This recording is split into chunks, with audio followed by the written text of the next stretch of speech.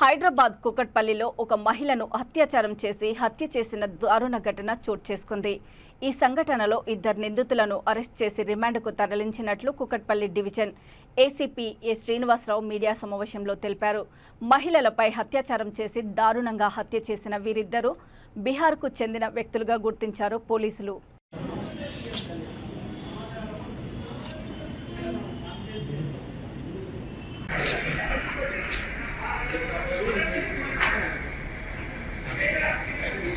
గుంజుకొని పోయారు. ఆడ మెట్లు ఉన్నాయి, కిందికి సెల్లార్ ఉంది. ఆ మెట్లకు దెబ్బ తగిలి వాళ్ళు చూసుకోలేదు.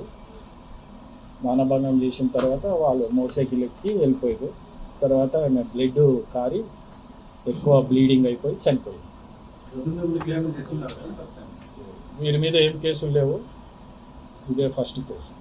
వెరిఫై చేసినాము ఫస్ట్ కేసు.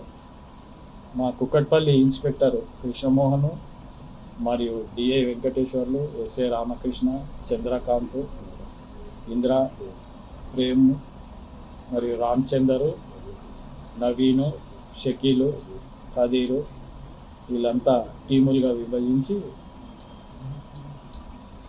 పట్టుకున్నారు.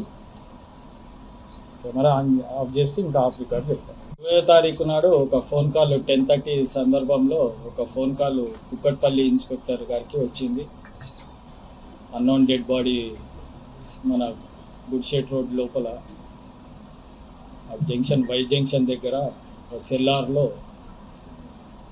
అన్నోన్ డెడ్ బాడీ ఉంది అని చెప్పేసి ఒక ఫోన్ కాల్ వస్తే ఇమ్మీడియట్గా కుకట్పల్లి ఇన్స్పెక్టర్ వాళ్ళ టీం అక్కడికి వెళ్ళి విజిట్ చేసి ఇమ్మీడియట్గా ఏసీపీ గారికి చెప్పగా నేను మరియు టీం కలిసి వెళ్ళి అక్కడ చూసుకొని డెడ్ బాడీని ఐడెంటిఫై చేసి క్లూస్ టీం మరియు డాగ్స్ టీం వాళ్ళని కూడా పిలిచి వాళ్ళతో చెక్ చేసిన తర్వాత ఈ అమ్మాయి పేరు తెలిసింది, చెప్పకూడదు పేరు.